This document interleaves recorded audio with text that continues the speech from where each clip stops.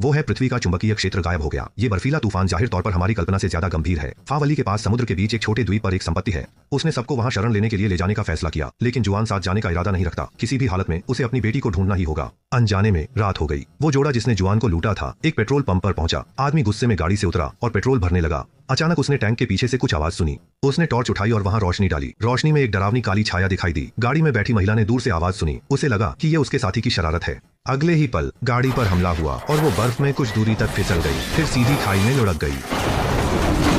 अगली सुबह फावली और उसके साथी द्वीप के लिए सामान तैयार कर रहे थे, जबकि जुआन अकेले ही अपनी बेटी की खोज में निकल पड़ा। पहले उसने फोन बुक में सारा के घर का पता ढूंढा था। चाहे उसकी बेटी जिंदा हो या नहीं, उसे खुद जाकर देखना होगा। अचानक एक गाड़ी पीछे से आई। ड्राइवर उसका दोस्त फावली था। वो बर्फीले तूफान के कारण अपनी 38 साल की दोस्ती को नहीं खोना चाहता था, इसलिए उसने जुआन की बेटी को ढूंढने में मदद करने का फैसला किया और फिर साथ में द्वीप पर जाने का। वो एक भौतिकी अनुप्रयोग विशेषज्ञ के रूप में पहले ही जहरीले खून के कारण का पता लगा चुका था। ध्रुवीय चुंबकीय क्षेत्र एक अदृश्य सुरक्षा कवच की तरह होते हैं, जो पृथ्वी के चारों ओर के रेडियोधर्मी कणों को बाहर रोकते हैं। अब ध्रुवीय चुंबकीय क्षेत्र गायब हो गए हैं, तो रेडियोधर्मी कण बर्फ के कणों पर चिपक कर जानलेवा खतरा पैदा कर सकते हैं।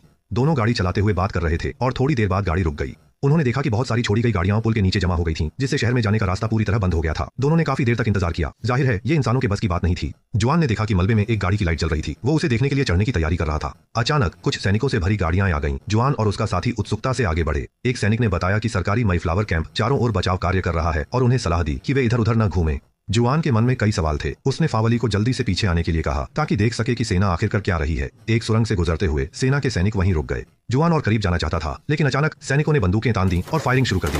फावली तुरंत पीछे हट गया। पुल पर गाड़ियां अचानक हवा में उड़ गईं। असल में सैनिकों का निशाना जुआन और उसका साथी नहीं थे। अगले ही पल उनकी गाड़ी पर जोरदार हमला हुआ और वो विशाल कीड़े आखिरकार अपने डरावने दांत दिखा रहे थे। अपनी कठोर बाहरी परत के साथ वो तेजी से सैनिकों के पास पहुंच गए। हालांकि उन्होंने कोई हमला नहीं किया, बल्कि सैनिकों को लपेटकर एक एक करके बांध दिया। दूसरी ओर人飞快爬到修理厂楼顶，此时他们的心脏还在狂跳不止，哪怕胡安早有心理准备，也被这种怪物吓得冷汗直冒。等到外面的打斗声彻底消失，胡安没有看到半个活人，哪怕连尸体都没找到一具，随手捡起一把制式长枪，俩人沿着结冰的道路前行。在市政广场中央，他们看到好几个由茧蛹堆砌成的黑色圆球。这时候不远处传来动静，胡安躲在建筑拐角，看到一只巨虫拖着尸体钻进了隐蔽的洞穴中。两人倒吸一口凉气，想着赶紧逃离这片区域。法瓦利脚下一滑，撞倒路边油桶，洞穴中传来悉索的响动，那只巨虫闪电般窜了出来。胡安连开数枪，可怪物却速度不减，越靠越近。他屏气凝神，一枪打在了没有甲壳保护的脑袋上。然而两人还没来得及清醒，脚下的地面开始剧烈震动，大量巨虫飞奔而来。绝望之